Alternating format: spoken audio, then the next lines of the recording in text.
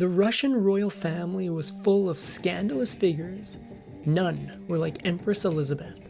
From cruel and unusual punishments to kidnapping infants, there was never a dull moment while Elizabeth held power. If she isn't even more well known today, perhaps that's because of her cruel end. The Russian Empire saw a long line of extravagant, deranged, and scandalous Tsars. Yet believe me when I say that Empress Elizabeth of Russia puts them all to shame. From her bottomless vanity to her unimaginably cruel punishments. Elizabeth of Russia's reputation today is full of scandal and contradiction, as it was in her own time. One historian called her the laziest, most extravagant, and most amorous of sovereigns, and the Empress's reign is still the stuff of legends. For all her beauty and luxury, Elizabeth of Russia had one chilling history. At the height of her power, Elizabeth's court was beyond decadent. Not only did the Empress demand that all her courtiers wear the most luxurious clothes, she also insisted that no one wear the same dress twice, and had her men stamp gowns with special ink to enforce this rule. Even though Elizabeth insisted that her yes-men be dressed to the nines, the incredibly vain Empress also strictly forbade anyone from outshining her. She honest to God issued literal edicts proclaiming that no one could wear the same hairstyle, dress, or even the same accessory as her. One day, a courtier named Lapakina didn't get the memo about Elizabeth's getup that evening and ended up wearing a similar bauble as the Empress. Elizabeth's reaction was swift and brutal. She lashed poor Lapakina across the face for impertinence. As you'll see, this is Elizabeth on a good day. Elizabeth of Russia's eccentricities might have come from her extremely scandalous childhood. Sure, she had half a royal pedigree. Her father was no less than Peter the Great, but her mother Catherine was a peasant. To make matters more soapy, the day Elizabeth was born on December 29, 1709, she was illegitimate. Yup, this was a recipe for drama. Growing up, Elizabeth was her father's favorite, and it didn't take a Russian rocket scientist to figure out why. The bold, intelligent, sociable little girl took away her father's own vivacious personality, and they even looked alike. Peter was as susceptible to vanity as his daughter, and he doted on her. Well, except for one glaring issue. Peter may have spoiled Elizabeth rotten when it came to gifts, but there was one thing he denied her. Since she had only a distant claim to the throne, Peter gave Elizabeth a shamelessly bare-bones education. He left most of her upbringing to her peasant mother, who was pretty out of her depth when it came to courtly charms. Not that Elizabeth didn't make it work. What Elizabeth lacked in formal education, she more than made up for in looks. She was one of the great beauties of her age, with one foreign minister describing her as fair with light brown hair, large sprightly blue eyes, fine teeth, and a pretty mouth. This should have helped her snag a royal husband, but she only got tragedy. Besides the fact she was a St. Petersburg 10 in the looks department, Elizabeth had another secret weapon for winning allies. She was a total riot to be around. She lived life to the fullest and could charm even the most curmudgeonly courtiers. As one of her acquaintances put it, she is extremely gay and talks to everyone. As the royal daughter of Peter the Great, Elizabeth should have made a stunning marriage, only that's not what happened at all. Though Peter was anxious to get his girl a snooty European prince, those European princes didn't want her, citing her half-peasant heritage, so the monarch had to resort to desperate measures. In 1724, Elizabeth's father betrothed her to Charles Augustus, a prince from a tiny German principality. She was slumming it with the match, but her father planned a lavish wedding anyway. Sadly, the nuptials were doomed to a heartbreaking end. In fact, Elizabeth was in for a world of pain that would make Ivan the Terrible tremble. Elizabeth of Russia was 15, beautiful, and her royal wedding was fast approaching. It should have been a dream come true until it suddenly turned into a nightmare. Before Peter the Great could walk his favorite daughter down the aisle, the Tsar dropped dead. Elizabeth was inconsolable, little knowing there was more heartache to come. Even though her beloved father was gone, Elizabeth at least still had her mother Catherine to lean on for emotional support. But she didn't have long to do it. Just 2 years later, on May 17, 1727, Catherine also passed, turning Elizabeth into an orphan. But hey, there was always her fiancé, Prince Charles Augustus, right? Well, not 2 weeks after her mother's passing, Elizabeth received news that was almost too horrible to be true. Her fiancé Charles had perished, and there would be no wedding at all. The 17-year-old Elizabeth had watched her entire life unravel in mere months, and she was left alone and vulnerable in a court of Russian vipers. And those snakes had fangs.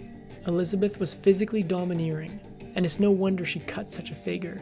She loved horseback riding, hunting, skating, and basically any activity she could show off. Elizabeth didn't limit her skills to the outdoors either. One courtier claimed she dances better than anyone I ever saw. Elizabeth's fiercest enemy during this time was her equally beautiful cousin, Anna Ivanova. The cousins never liked each other, but their rivalry soon reached disturbing heights. Somehow, Anna came out of this turmoil as Empress of Russia, and she didn't just make Elizabeth bend the knee, she practically destroyed her. After her family dropped like flies, Elizabeth's marriage prospects plummeted, and Anna was all too happy to help quash them. Anna made it very clear that no nobleman could marry Elizabeth. Meanwhile, if Elizabeth chose a commoner, the Empress would strip her of her titles and her claim to the throne. And that's not even the worst part. Don't forget, Elizabeth was one heck of a looker, a truth that Anna utterly despised. In fact, one day Anna had a real mirror moment and tried to bait a Chinese minister by asking who was the most beautiful woman at court.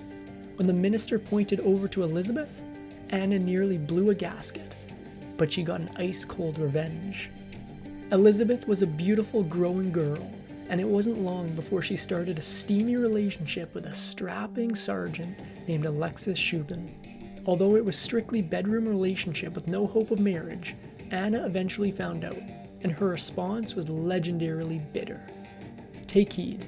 Do not cross your jealous cousin if your jealous cousin happens to be the Empress of all Russia.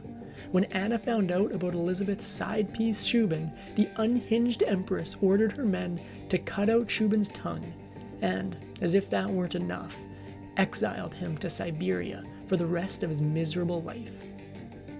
How did Elizabeth get over the mangling and banishment of her favorite bedmate? She got a new lover, of course. Well, actually, lovers, plural, and she didn't have to look far.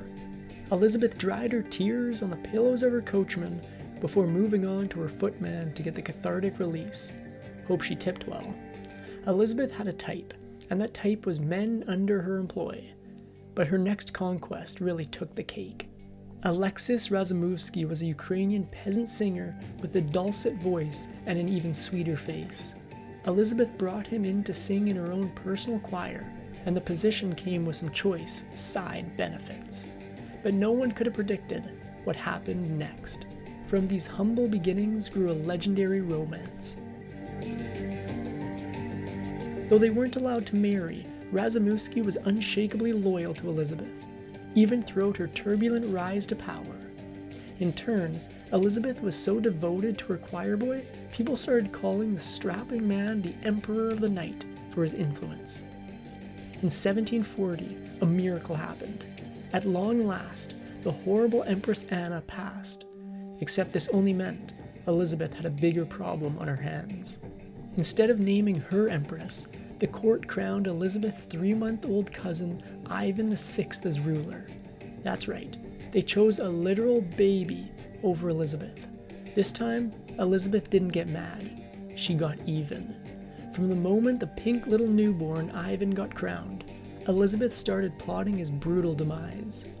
Cunning and smart, she'd always made sure to be friendly with the Russian Guard, and on November 25th, 1741, she called in a major favor. She asked them to join her in staging a coup, but it's the way she did it that's become almost mythical. That November, Elizabeth of Russia marched over to the regiment while decked out in a warrior queen's metal breastplate over one of her fabulous dresses. She convinced the guards with a single sentence.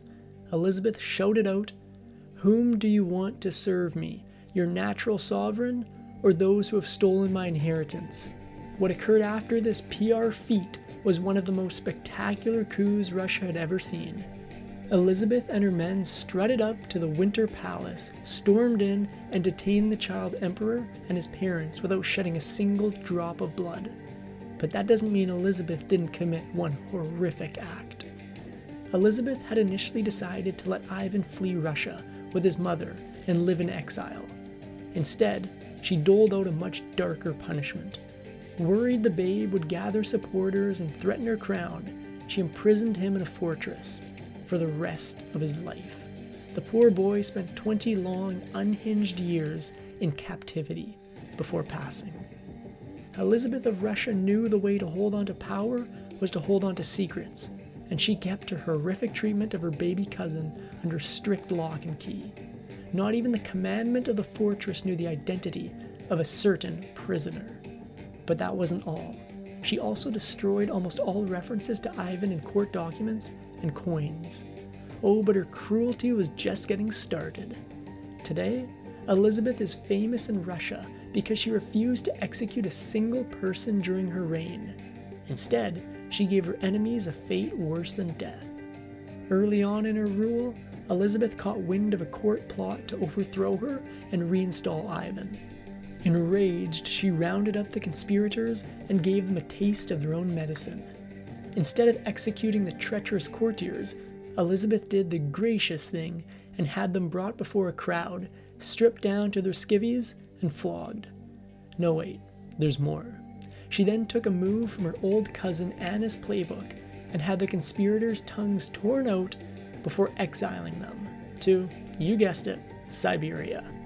At the height of her reign, Elizabeth of Russia became notorious for her debauched behavior, particularly at her balls. She threw no fewer than 2 a week, one for the whole court and one degenerate affair for her special friends. These private gatherings started as masked balls, but they soon developed into something else entirely. The masquerades quickly turned into so-called Metamorphosis balls, where Elizabeth forced everyone to dress up as members of the opposite gender. Elizabeth herself always chose either a Cossack or a carpenter costume, supposedly in honor of her beloved father. Only she had another, more selfish reason for this disguise. Though they would never say so, the courtiers despised Elizabeth's balls because of how ridiculous the costumes made them look. But that's exactly how Elizabeth liked it. See, while everyone else got de-hotted, she knew she looked like a mega babe in men's clothes. One courtier put it, as she was tall and powerful, male attire suited her. Elizabeth knew her empire had one huge weakness she needed to solve: the matter of an heir. Without one, Ivan's fan base would only grow, so maybe that explains her choice of her malleable nephew Peter as the next emperor.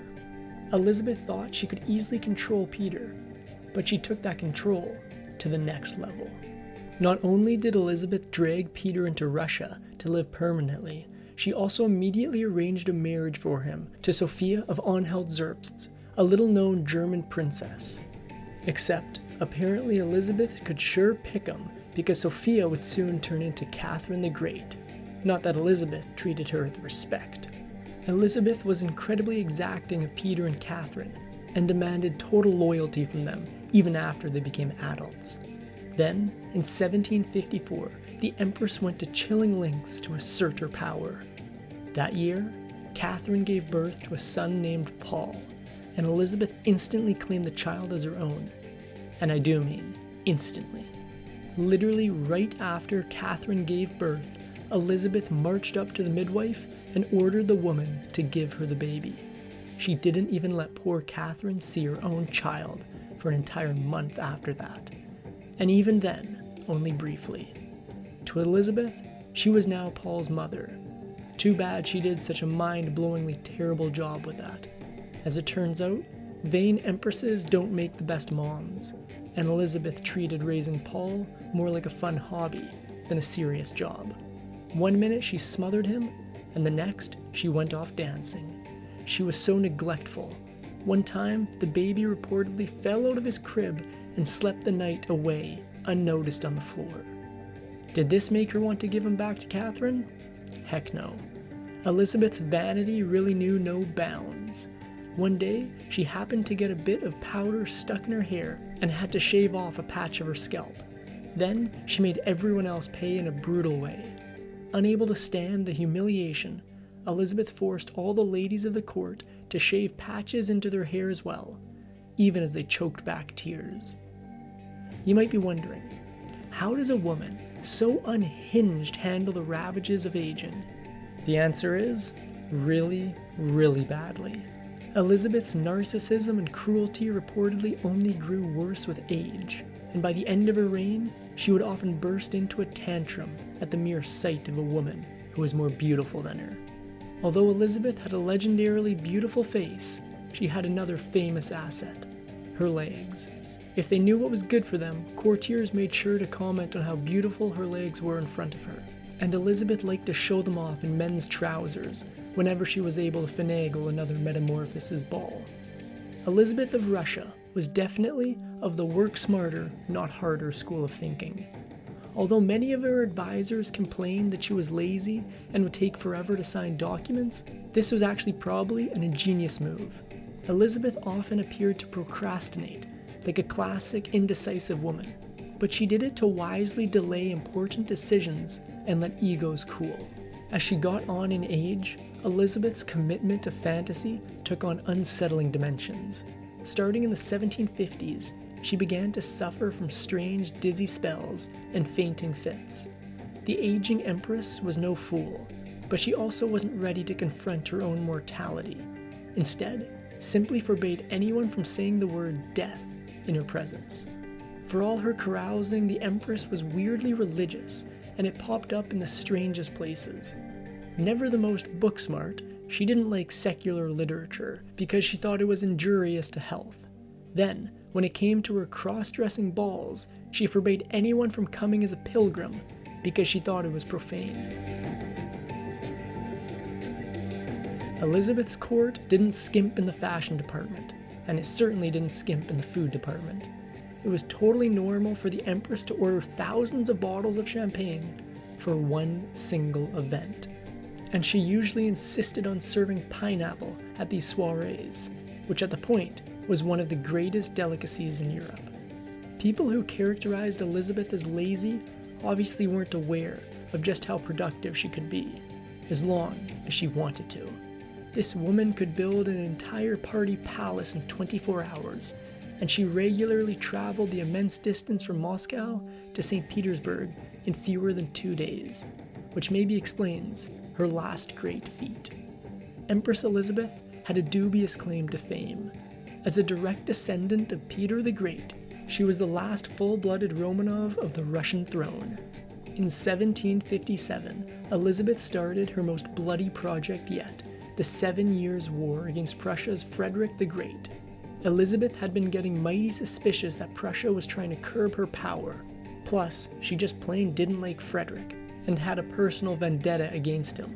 Here's the thing, Elizabeth was really good at bloodshed.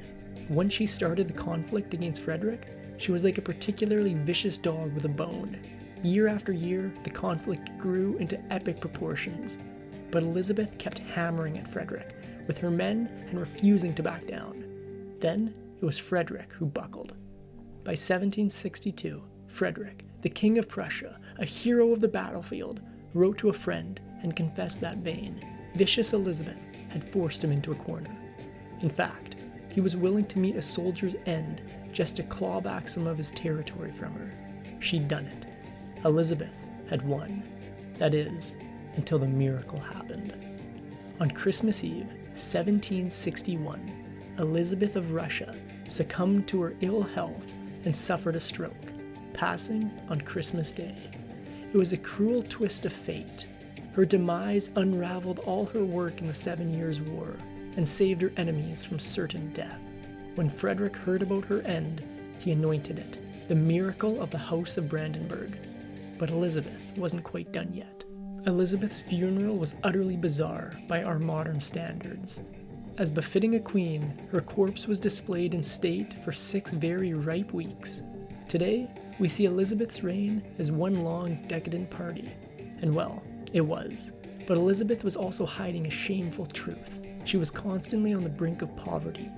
and though her ballrooms were decked out with the best music and food, the living quarters in her court were often crammed. In the end, there's still a lot we don't know about Empress Elizabeth, but that is going to bring us to the end of the video. If you enjoyed the video, leave a like rating, subscribe for more, comment below, and we'll be back with a brand new video very soon.